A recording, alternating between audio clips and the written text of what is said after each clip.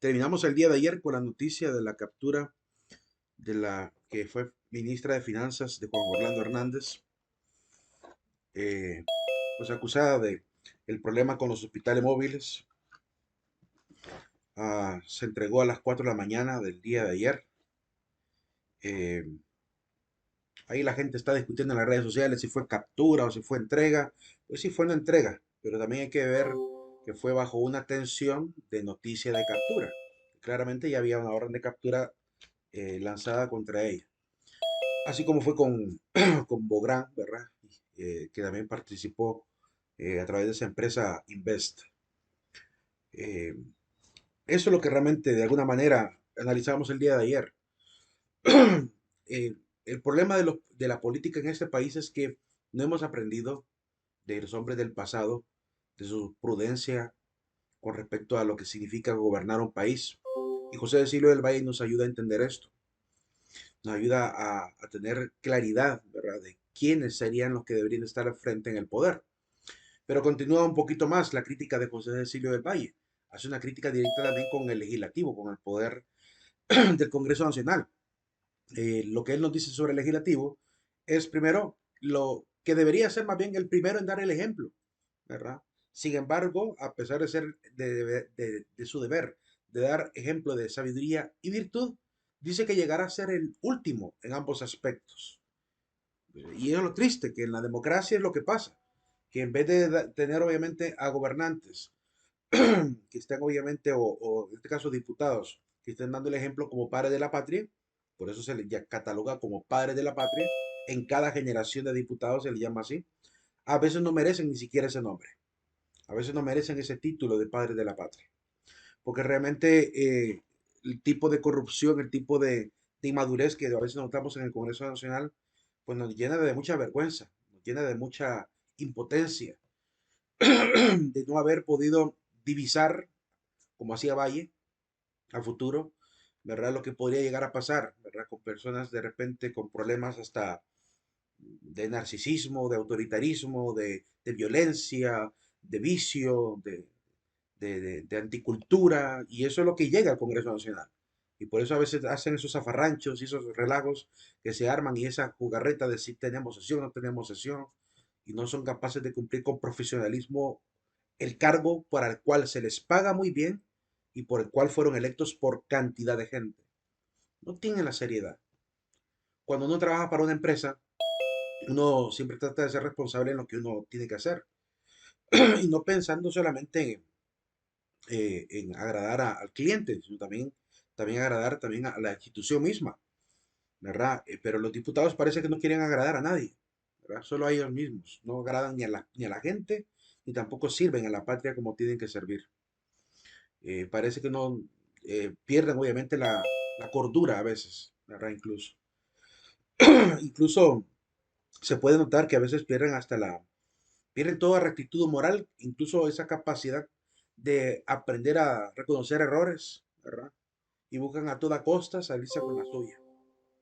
Entonces es difícil cuando tenemos ese tipo de circunstancias. Por eso, Valle, miren con qué palabra tan dura y difícil llama a estos que subirán, obviamente, como miembros ineptos, le llama a él, ¿verdad? Subirán como miembros ineptos al poder, gente incapaz, ¿verdad? Gente que no está facultada para poder regir adecuadamente. Pero aún así, aún sin esa sabiduría y prudencia, se les elige para poder dictar leyes, levar ejércitos, Armada Nacional, formar la ordenanza de una u otra fuerza, conceder al Poder Ejecutivo facultades extraordinarias, así como vimos cuando Juan Orlando preparaba su silla presidencial dándole poderes al gobierno de Pepe Lobo, ¿verdad? Es decir, esa astucia de aquellos que asignan a estos poderes para hacer de las suyas, ¿verdad? Eso es lo que Valle divisa. Por eso decíamos que tiene capacidad profética realmente de ver lo que pasaría con la política en Honduras.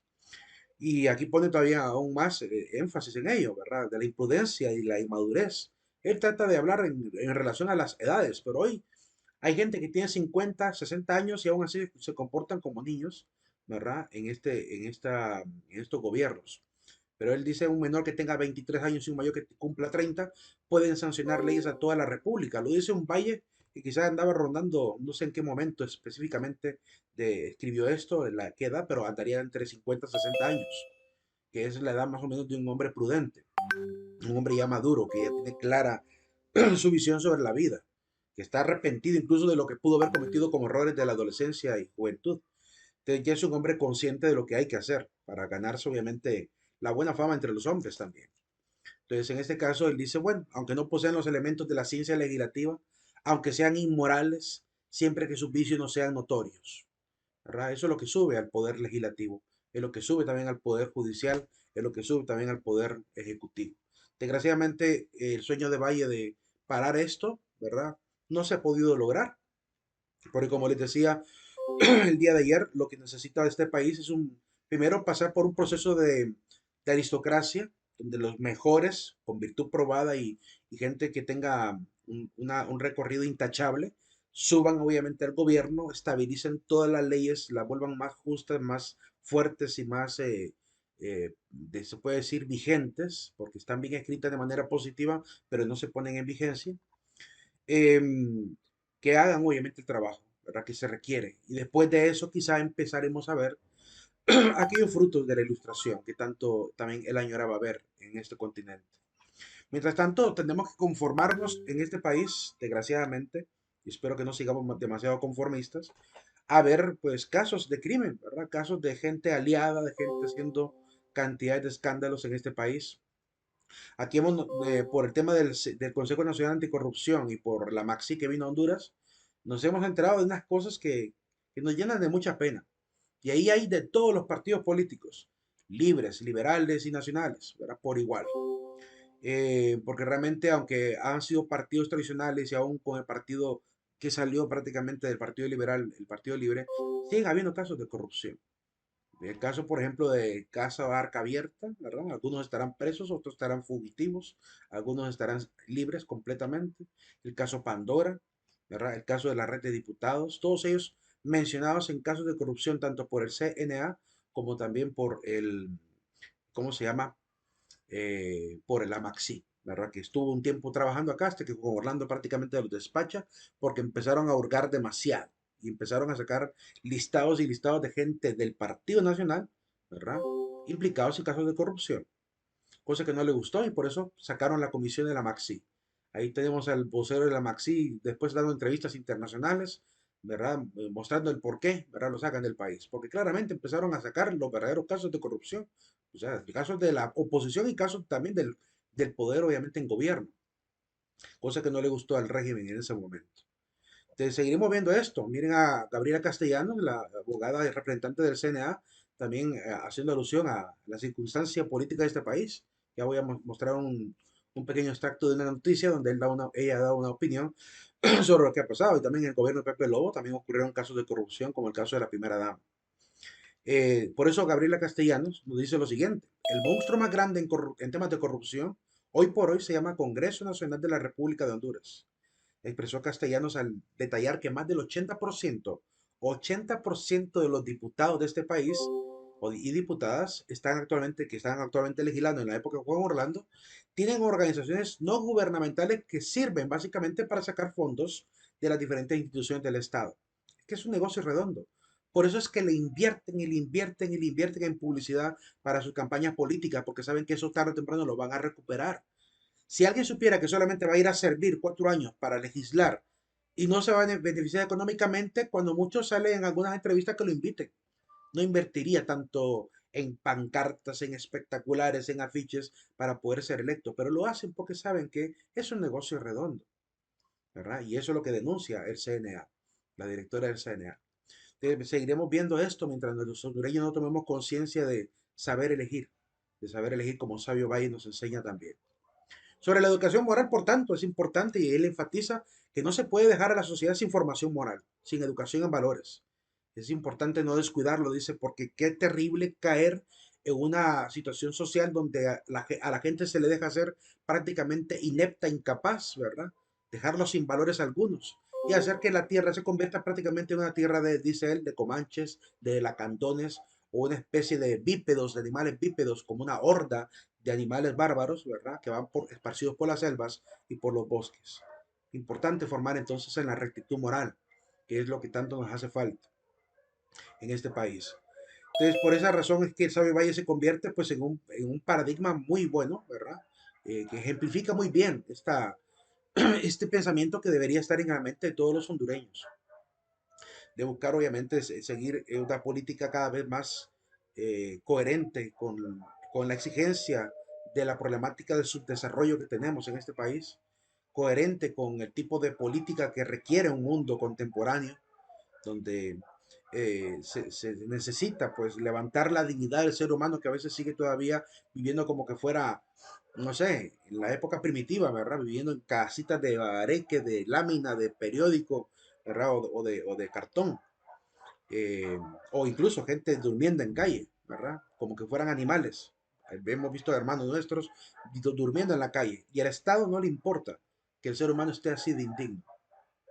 En este sentido, quisiera traer a colación lo que San Juan Pablo II decía, que un gobierno, para evaluar un buen gobierno, hay que evaluarlo primero observando las viviendas, porque la vivienda es la forma de poder determinar si un gobierno ha hecho su trabajo o no. Porque si hay alguien durmiendo en la calle o bajo una banca o durmiendo obviamente en periódicos o incluso comiendo de la basura, ¿verdad? Eso implica realmente qué nivel de desarrollo tiene un país. Si se permite que un ser humano viva de manera tan indigna. Entonces, ese es un primer parámetro a evaluar, ¿verdad? ¿Cómo están las viviendas de los seres humanos que suponemos tienen dignidad humana? Falta mucho sobre esta situación en este país, ¿verdad? Y la historia nos va ayudando a tener un poquito de criterio, de luz, de razón al respecto. Al final, a pesar de todo esto, pues la esperanza de Valle se mantiene. En la misma obra que he venido citando, pues prácticamente ve la esperanza, incluso en el indígena, que se irá formando, se irá hermoseando, dice él, y elevando a proporción que se borren las sensaciones de tiranía y nazcan las de libertad. Es decir, aquellos que de repente andaban con ayes y suspiros, ¿verdad? Con lamentos ahí, se convertirán en hombres altos, alegres, llegará a incluso a mudar, dice él, la fisonomía de su cuerpo, se convertirán prácticamente, ya no serán los hombres, ¿cómo se llama?, humildes como esclavos, sino tendrán la fisonomía del hombre libre, que esa es la esperanza de él, en medio del mestizaje es lo que se espera, ¿verdad? Que el trabajo de la misma naturaleza, bueno, que la naturaleza misma haga su trabajo, ¿verdad? De ir embelleciendo tanto físicamente y la cultura tanto virtuosamente a cada miembro de esta sociedad, que es lo que Valle tenía también como esperanza. Así que queda todavía la esperanza, a pesar de esto que nos llena de cierto pesimismo, ¿verdad? Y de impotencia, ver de tanto crimen en este país, y queda todavía la esperanza de que nos vayamos dando cuenta de lo que hay que ir haciendo como ciudadanos, la manera como tenemos que organizarnos, a quienes debemos realmente impulsar para ir saliendo, pues como dijo Cristóbal Colón, ¿verdad? De estas Honduras, ¿verdad? Porque seguimos en la Honduras de la corrupción, seguimos en la Honduras del crimen, seguimos en la Honduras de la inseguridad, ¿verdad? Y de la mala política. Ojalá que algún día salgamos de estas Honduras y elevemos el nombre como tiene que ser, ¿verdad? Básicamente, en ese sentido, Valle nos ilustra mucho.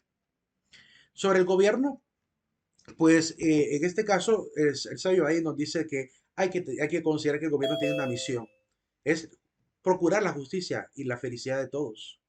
Si no se mantiene esa unión y ese interés común, difícilmente vamos a tener equilibrio, porque cuando hay desigualdad lo único que ocurre es que algunos dominan sobre otros, unos oprimen a otros y al final la sociedad no existe, se disuelve.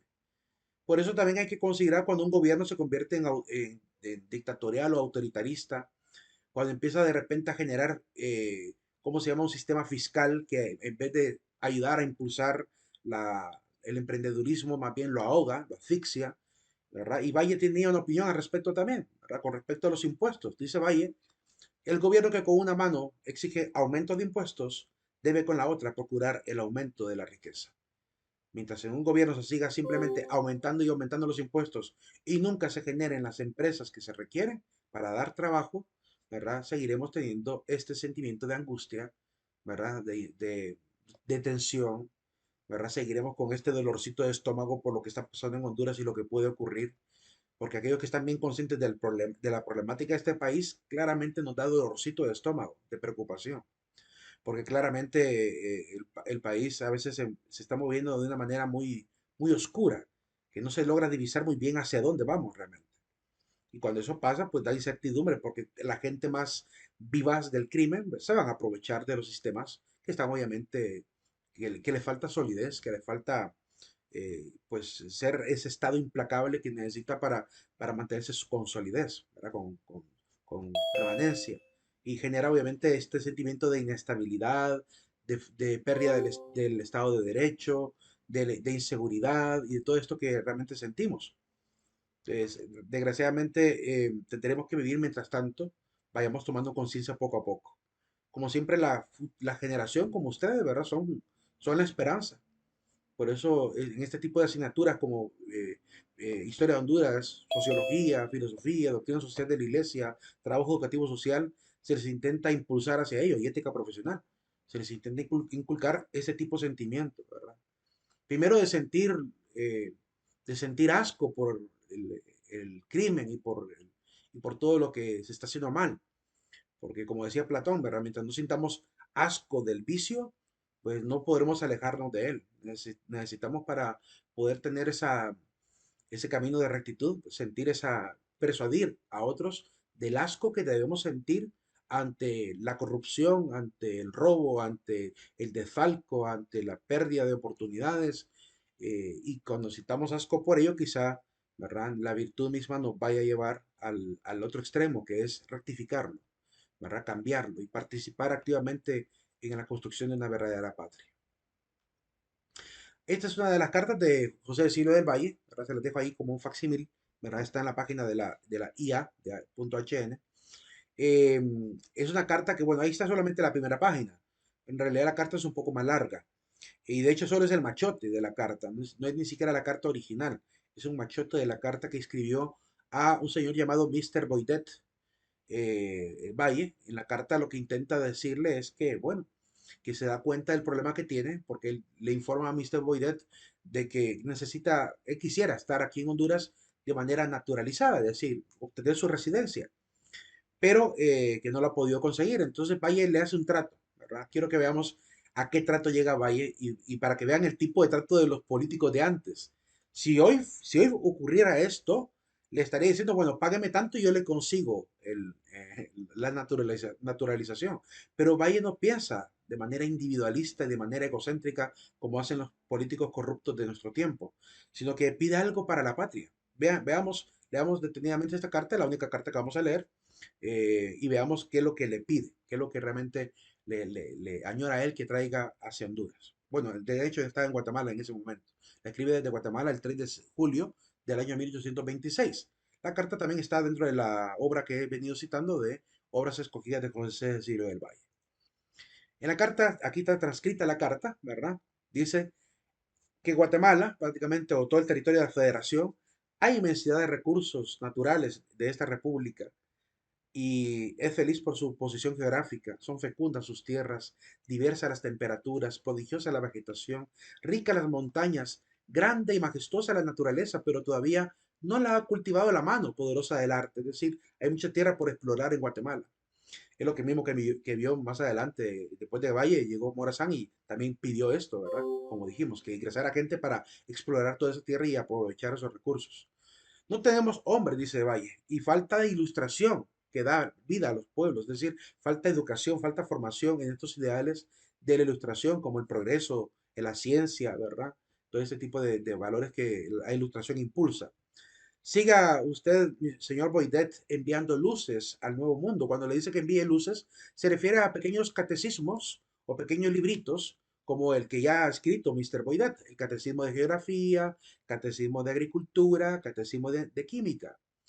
¿Cuándo escribirá? Le pregunta todavía, el de la ciencia de los legisladores, el de la ciencia de los gobernantes, el de la ciencia de cada una de las respectivas, ¿verdad? De funcionarios, pero de cada una de las clases respectivas de funcionarios. Le pide manuales prácticamente para poder ser gobernante a Mr. Boydet. Yo todavía no he podido investigar muy bien quién ha sido Mr. Boydet.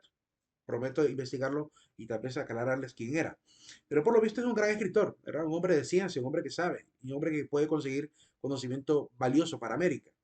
Y le dice claramente, Valle, la América necesita cartillas, esos catecismos chiquititos, ¿verdad? Y cuando su pluma se haya cansado de las que ha de menester, de las que ha de llegar a ser o necesitar crear. Cada una de ellas será un título para que la gratitud le dé la carta del ciudadano. Es decir, con cada cartilla que usted nos manda, prácticamente se está ganando el derecho de que le demos la naturalización, ¿verdad? Y la residencia en América, en Centroamérica. Entonces, prácticamente le está diciendo esto, ¿verdad? Denos estos libritos para la formación y le vamos a conseguir la residencia. ¡Qué negocio! Qué tremendo negocio el de ese momento! Yo me quedo asombrado de estos políticos de antes. Cómo amaban su tierra, cómo amaban la tierra en la cual se criaron y cómo buscaban siempre formar a la gente, ¿verdad? No le promete puestos de gobierno, no le promete nada a cambio de los libros, ¿verdad? Ni le está pidiendo dinero a cambio, simplemente que traiga educación a América. Más adelante le dice en la carta, aquí en la parte de abajo, dice específicamente, donde dice, todo lo que tiende a la ilustración es bello. En el penúltimo párrafo, todo lo que tiende a la ilustración es bello, es charmano, es algo encantador para mí. No tengo otro interés que este, y el de proteger los deseos de un infeliz emigrado. Es decir, quiere ayudarle a él, pero a la vez también traer educación para América. Entonces, veamos esta idea. Más adelante también quiero aquí arribita, ahí le dejo siempre el texto completo, pero para que lo quieran leer, pero claramente solo la parte de abajo es la que me interesaba mostrarles, ¿verdad? Más adelante dice, en la casa del final, no, ahí solo está el final ya, se dirige a él y se despide de él. Pero básicamente es esto lo que quería mostrarles, un sabio Valle que no andaba buscando beneficios personales en la política, por eso cuando hablan de él, injustamente diciendo que es un oportunista, que es un hombre que solo quería forrarse de dinero quizá, o un corrupto más de la política, no se entiende que en esa época los valores son completamente distintos a nuestra cultura, o mejor dicho, a la anticultura que existe hoy en día. Eran otros tiempos, eran otras ideologías, era otra cultura, y no existían las distracciones que existen hoy en día, ni el nivel de ambiciones que tienen hoy los hombres y mujeres de hoy en día, que no tienen escrúpulos de convertirse en criminales con tal de enriquecerse, que no tienen escrúpulos de vender su dignidad con tal de conseguir puestos de honor en el gobierno, que andan ahí lambisqueando puestos y chichineando a los políticos, endiosándolos, ¿verdad? Esa dignidad no la perdían los hombres de antaño, por lo menos estos próceres que estamos mencionando. Entonces, esa es otra circunstancia que hay que aprender a ver, ¿verdad? Y no andar confundiendo a hombres como Valle con los políticos de hoy en día, porque no son para nada, no están al nivel, ni siquiera le llegan a los talones en educación, mucho menos en virtud que tenía el sabio Valle, ¿verdad? Ahí está la carta de José de Sirio del Valle, con el prólogo de Rafael Elidoro Valle. En la página 269 de ese PDF que lo pueden conseguir, está en PDF en internet, está libre la obra. De hecho, si quieren, yo les puedo pasar un montón de libros. Ayer un compañero de ustedes me pidió libros de Francisco Morazán. Pues les pasé dos, ¿verdad? Dos libritos de Francisco Morazán que si quieren se los puedo también hacer llegar. eh, que hablan de toda la obra y vida de Francisco Morazán también, ¿verdad? Que es muchísimo más, muchísimo más. Aquí solo estamos dando apenas pequeñas pinceladas de cada uno de los próceres, ¿verdad? Si quieren realmente empaparse de las costumbres, modos y pensamientos de cada uno de ellos, pues vale la pena que pudieran leer estas obras que están hoy en día, pues se pueden conseguir en digital algunas de ellas, no todas, pero algunas están prácticamente liberadas. Sobre la muerte de Valle, pues al final dice que se enfermó y había tenido problemas de síntomas alarmantes, un poco no alarmantes, el 1 de febrero de 1839. Luego empezó a deteriorarse su salud poco a poco. El 22 de febrero fue atacado con fiebre, asfixia y fatiga. Luego por eso deciden llevarlo en carreta pues a una hacienda, ¿verdad? Cayó en cama con delirio de asfixia y se preocuparon más los familiares, así que deciden transportarlo a una hacienda para atenderlo mejor. A las 10 de la mañana del 2 de marzo, ¿verdad? Llevando hacia el corral, la hacienda del corral, murió de un ataque al corazón.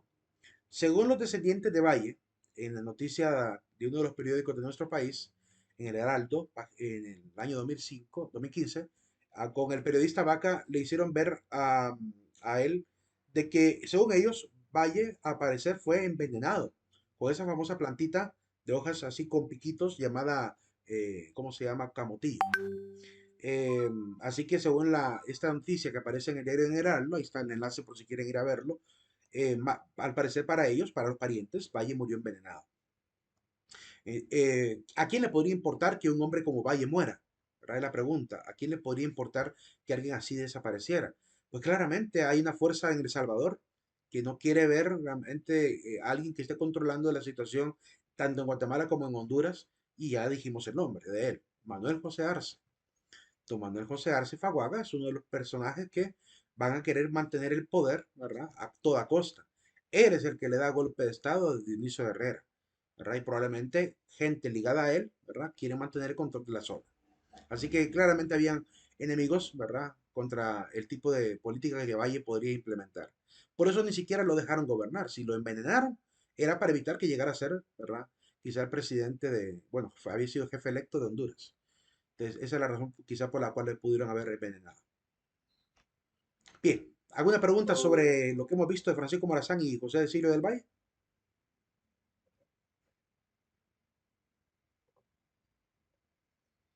¿O alguna opinión o comentario acerca de lo que hemos visto de José de Silvio del Valle?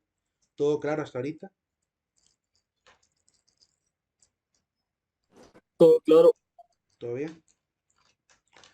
Ok, ahora entendemos por qué son considerados próceres. Espero yo que quede claro del por qué son próceres.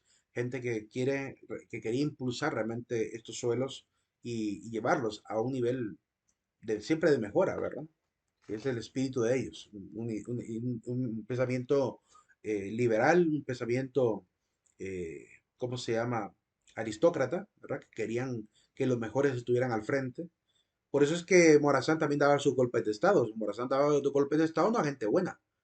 Morazán cuando daba golpes de Estado a gente que quería quedarse en el poder, ¿verdad? Eran de esos hombres que no permitían que alguien se pudiera quedar más tiempo en el poder sin que la elección popular se diera, ¿verdad? Y eso es lo que realmente pasaba. Por eso es que el hombre cometió esos golpes de Estado, pero con justo motivo, que es lo que realmente se va quedando guardado en el pensamiento y sentimiento patriótico de estas tierras, ¿verdad? Tanto en la Constitución de Guatemala, Salvador y Honduras está presente un artículo que nos pide insurrección si hay alguien que quiera usurpar el poder. Artículo 13 en nuestro caso, ¿verdad? La insurrección es un derecho ciudadano que nos permite la Constitución cuando alguien se quiera perpetuar en el poder, ¿verdad? Por eso era legal el tipo de manifestaciones del año 2017, era legal. Pero también fue legal la oposición contra Mercelaya cuando quería también quedarse más tiempo en el poder cambiando la constitución. Y va a ser legal si doña Xiomara también persiste en quedarse en el poder y se levanta un bloque de oposición como que estamos viendo recientemente aparecer poquito a poquito. Va a ser legal, porque la constitución nos permite, ¿verdad?, oponernos a ese tipo de circunstancias. El método dependerá de la madurez de los pueblos. Pero como mínimo, claramente hay que hacer la denuncia, hay que hacer la acusación, ¿verdad? De ese intento de violar la Constitución. Ya la han pisoteado demasiado, ¿verdad? Y seguirlo permitiendo no nos va a llevar a ningún destino. Nos va siempre a mantener en ese drama, ¿verdad? De políticos cambiantes, ¿verdad? Y queriendo cada vez más reformar las cosas a su manera. Entonces, por eso la actitud de estos próceres que nos enseñan es a ser valientes, como dice Morazán, ¿verdad? Existe la juventud a dar vida a este continente, a esta tierra que queda a veces anarquizada. No podemos permitir, ¿verdad?, que la tierra se siga anarquizando, que el gobierno se siga anarquizando cada vez más, porque entre más se genera corrupción en estos gobiernos, más anarquía va a ir apareciendo. Es decir, menos gente va a querer participar electoralmente, menos gente va a querer respetar la ley, porque como los políticos hacen y deshacen, ¿verdad? Si ellos, que son los padres de la patria, no respetan la ley, la conclusión lógica a la que llegan las personas comunes y corrientes es, pues yo tampoco voy a cumplir con la ley. Y eso va a generar anarquía. Y la anarquía nos lleva al caos. Entonces, la desembocadura de toda violación a la ley siempre va a ser la anarquía. Porque el pueblo va a aprender de los que están arriba. ¿Sí? Y se va a escudar en decir, ah, si lo hace el presidente, si lo hacen los diputados, ¿por qué yo no? Que esa es la actitud que toma el hondureño de a pie, es la actitud que toma el pueblo. Por eso es que no salimos del crimen, no salimos de las circunstancias, de la gente que hace abusiva, ¿verdad? ¿Cuánta gente saca préstamos y no los paga? ¿Verdad? Saca fiado y no devuelve. Entonces, saca prestado y tampoco devuelve, porque hemos acostumbrado en la cultura a salirnos con nuestra propia, eh, con nuestro propio beneficio, sin cumplir con nuestros deberes.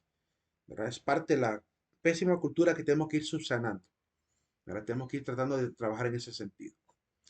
Bien, prosiguiendo. ¿Qué pasó después de estos próceres? Pues como dijo Francisco Morazán, ¿verdad? Declaro que mi amor por Centroamérica muere conmigo. Pues a partir de la muerte de Morazán, todo lo demás se fue, ¿verdad? Por la cañería. Todos los demás intenciones. Se acabó el sentimiento unionista. Solo quedaron algunos, ¿verdad? Y descendientes del pensamiento morazánico como Cabañas, ¿verdad? Como Juan Lindo, que van a intentar todavía mantener la unidad, ¿verdad? Pero no lo van a poder lograr. Porque claramente la gente que no quería la unidad, en este caso van a ser los de pensamiento conservador en los diferentes países, van a querer esta actitud, ¿verdad? De dominio, ¿verdad? Local. Después de la muerte de Morazán, los primeros que se van a salir de la federación, adivinen qué país fue. ¿Qué país creen ustedes que se salió primero de la federación? Por lógica, a partir de lo que hemos visto. ¿Qué país se salió de la federación después de la muerte de Morazán? A ver si alguien le da en el clavo.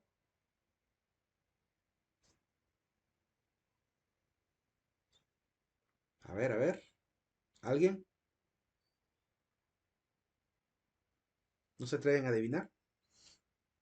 ¿Sí? Costa Rica. Costa Rica. Fue el primerito. Es que era lógico. No querían seguir los poderosos de Costa Rica que matan a Morazán. No querían estar siguiendo su óptica su perspectiva de unionismo. Querían tener control local. Querían separarse y van a ser el primer país que va a decir, me voy de la federación. Después de esto, pues se fue todo, ¿cómo se llama?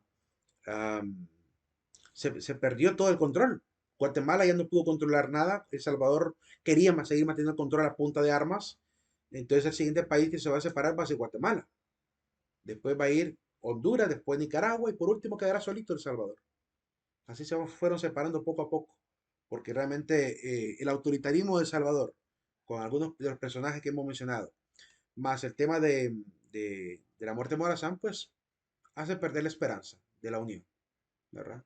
Es imposible mantener la unidad con un país como Costa Rica que permitió que asesinaran a un gran líder centroamericano. Esa es la razón primordial por la cual Morazán tenía toda la razón, ¿verdad? Todo se vino prácticamente para abajo cuando muere él.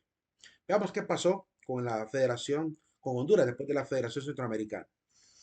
¿Qué factores provocaron la desintegración? Además de la muerte de Morazán, yo lo veo como un punto de inflexión por el cual se cae la federación, pero también hay otros detalles, como la falta de madurez política, ¿verdad? Había una falta de madurez política, había obviamente un descontrol, no había distrito federal, como hemos dicho, no había líderes que quisieran hacer todo de manera, por así decirlo, como democráticamente, ¿verdad? Todo lo querían hacer a punta de armas, golpes de Estado para arriba y para abajo. A partir de ese momento empieza una desestabilización social que no tienen ni idea. Para que tengan una idea, aunque ya tendría más adelante que mencionar, porque creo que en una diapositiva lo coloqué, solo el trayecto de 1823 hasta 1876, ¿verdad? Sobre todo entre el 40 al 76, en esos 30 años, se tuvo aproximadamente 12 guerras civiles, 150 rebeliones y 86 gobiernos solo en Honduras, ¿sí? Para que tengan idea de la desestabilización social que hubo en apenas, ¿qué? 50, 30 años, por mucho, ¿verdad? 30, 50 años. Desde antes de Morazán hasta después de Morazán comenzó la inestabilidad. Pero el gran desastre va a ocurrir después de la muerte de Morazán. Se van a venir esa cantidad, 150 rebeliones, ¿verdad? 12 guerras civiles y 86 gobiernos. O sea que ponían y quitaban presidente.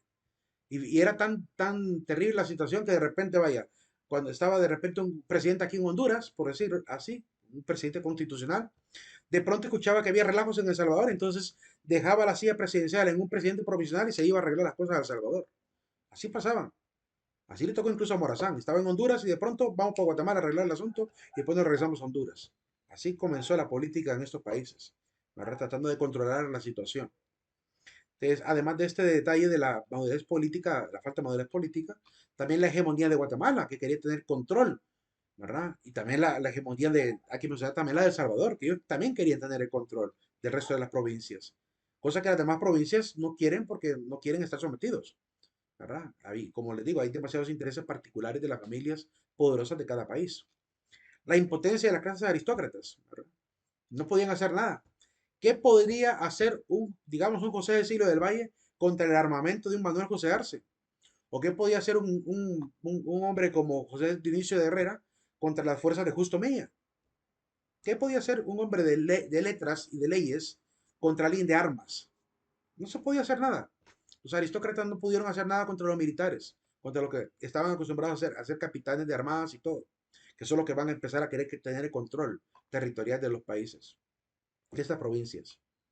Además, la ambición de la aristocracia guatemalteca, que claramente no querían soltar la batuta, ¿verdad? Ellos querían mantener el control. Como ahí estaba ahí fue la capitanía de Guatemala y desde ahí controlaban toda la parte provincial de Centroamérica, ellos querían seguir teniendo ese mismo privilegio. El clero quería asegurar también los intereses de la iglesia. A cada obispo le va a interesar tener el control de su lugar, no andar dependiendo de Guatemala.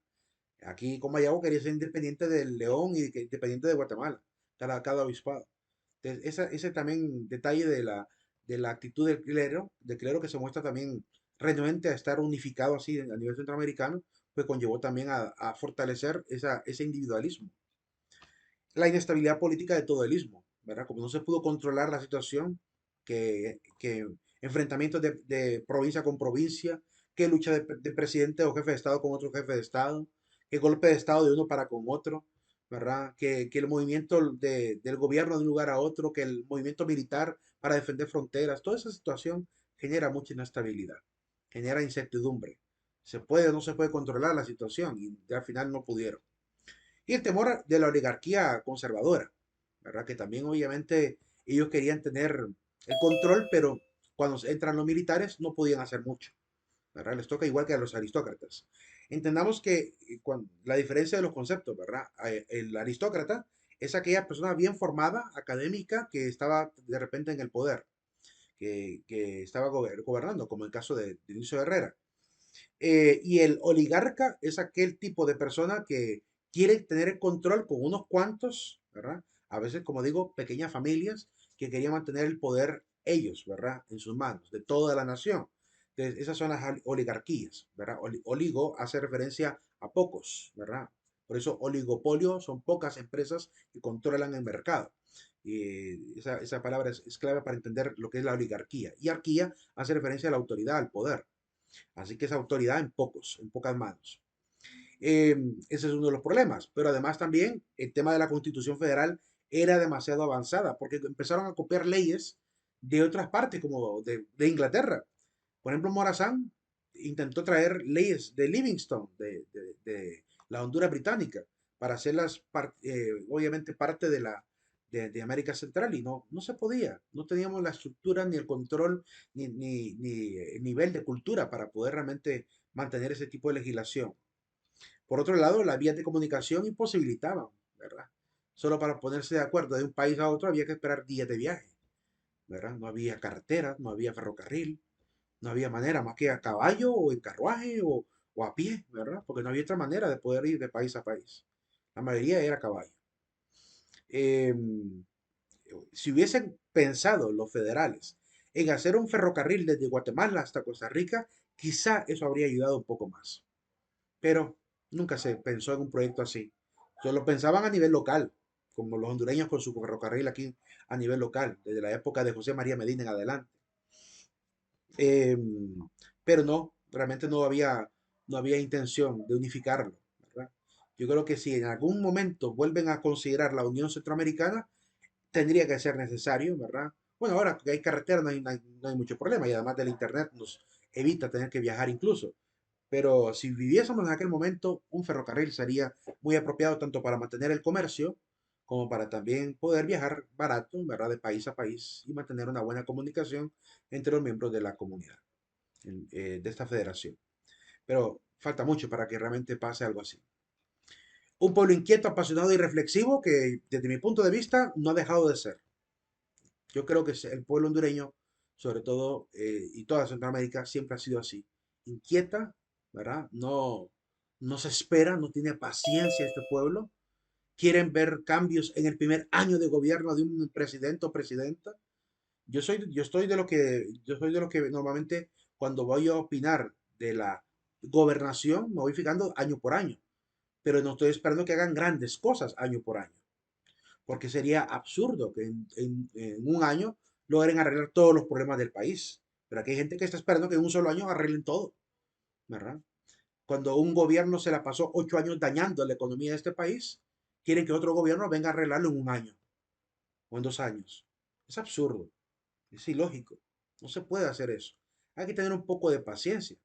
Hablando un poquito con los de política sobre esto, yo les decía que en Honduras el principal problema que tenemos es que aquí deberíamos, desde ya, ¿verdad? Aunque es un artículo pétreo, pero eso tendría que cambiarse sí o sí, pasar a un tipo de constitución como la de Estados Unidos, donde hay 8 años por cada periodo de gobierno. Es decir, que se le da por posibilidad de ser reelecto al presidente por otros 4 años más. Lo que hizo Juan Orlando ilegalmente tendría que legalizarse. Yo no estoy en desacuerdo de la reelección, estoy en desacuerdo que se haga sin contar con el procedimiento legal y oficial que permitiría la Constitución, que sería prácticamente convocar a un plebiscito y referéndum para poder llamar a una asamblea constituyente y después de eso, ¿verdad?, empezar a hacer la gestión para cambiar ese artículo, ¿verdad? O desde la sala de lo constitucional ver si al final se cambia, ¿verdad? Pero tendría que cambiarse, porque en 4 años un gobierno no va a poder hacer los cambios que realmente requieren. Aunque, aunque también tenemos el testimonio de El Salvador, que en 2 años se ha demostrado que se puede hacer mucho, ¿verdad? Se puede hacer mucho. Lo que pasa es que también hay que tener voluntad política y vigilancia constante de todos los que participan en el gobierno, ¿verdad? Además de hacer buenas alianzas como Nayib Bukele ha hecho con otros gobiernos. Pero este pueblo inquieto pues pasa así, ¿verdad? Y esa inquietud lo lleva a ser también irreflexivo, a no tomar buenas decisiones.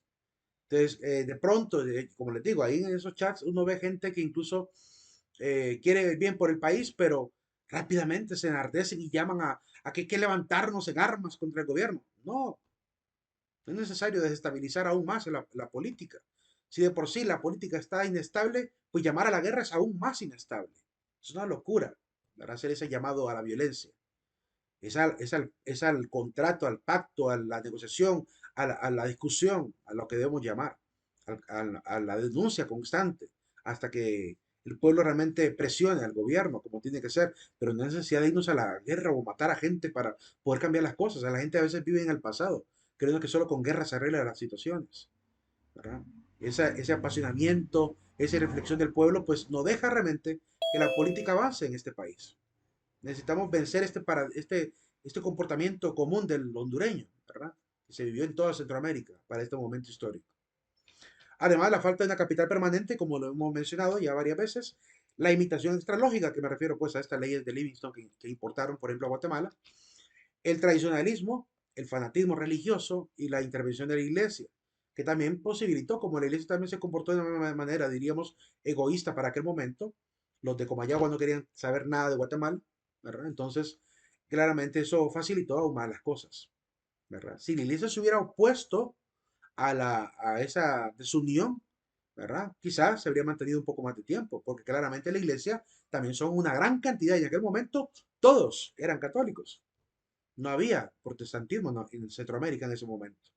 El protestantismo empieza a llegar con las colonias inglesas a las islas de la Bahía primero, pero las islas de la Bahía en ese momento no pertenecían a la federación, ¿verdad? Hasta que va a recuperar José Santo Guardiola.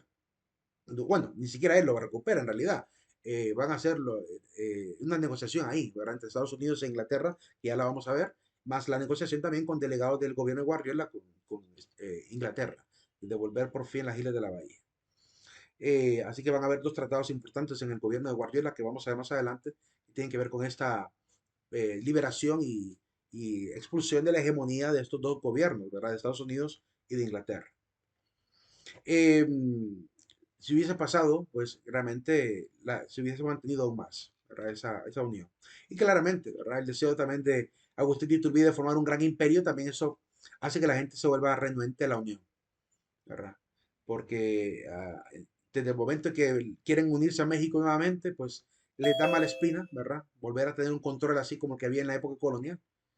Entonces empieza esta idea de mejor una independencia por cada una de las provincias. Este es el mapa de América Central después de la ruptura federal. Miren, miren los territorios. Había una pequeña partecita todavía de Honduras que pertenecía a Guatemala, una partecita de México que pertenecía a Guatemala, ¿verdad? Es un pedacito de El Salvador que estaba también en Guatemala, y poco a poco se van recuperando los territorios y bolsones de cada una de las regiones.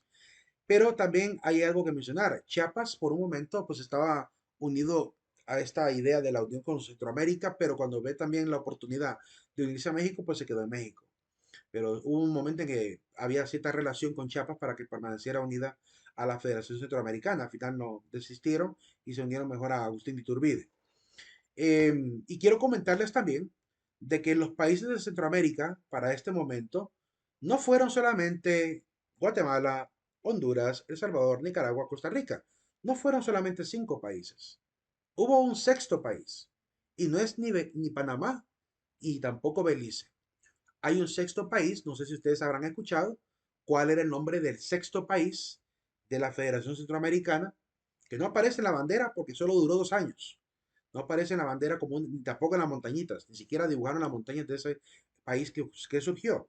¿Dónde estaba ese país y cómo se llamó? ¿Alguien sabe cuál era el sexto país? Porque cuando hablamos de las provincias de Centroamérica, creemos que solamente son 5. Honduras, Guatemala, Nicaragua, Costa Rica y El Salvador. Pero hubo un sexto país. ¿Alguien sabe? ¿Ha escuchado hablar de cuál es el sexto país que desapareció? ¿Y dónde estaba? No. Yo creo que es poco popular, ¿verdad? Casi no se habla de esto y poca gente lo sabrá quizá. El país que existió se llamaba Los Altos y quedaba ubicado en 3 departamentos de Guatemala, los 3 departamentos del lado oriental de Guatemala. El país de los Altos, o esa provincia de los Altos, o país que se quiso independizar de Guatemala, duró solamente de 1838 a 1840. Llegaron a tener, además del territorio marcado en Guatemala, que era prácticamente toda la mitad de Guatemala y parte de México, ese era el país de los Altos, con capital en Quetzaltenango, ¿verdad?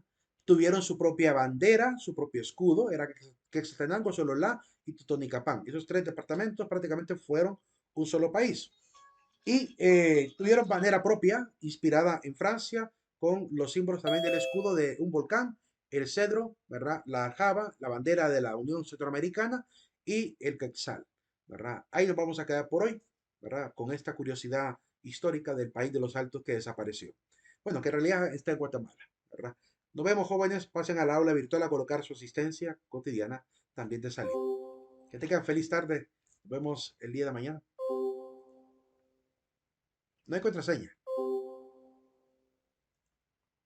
Nos vemos el lunes, ¿cierto? Mañana es descanso. Pues feliz fin de semana. Feliz fin de semana, Lick. Feliz fin.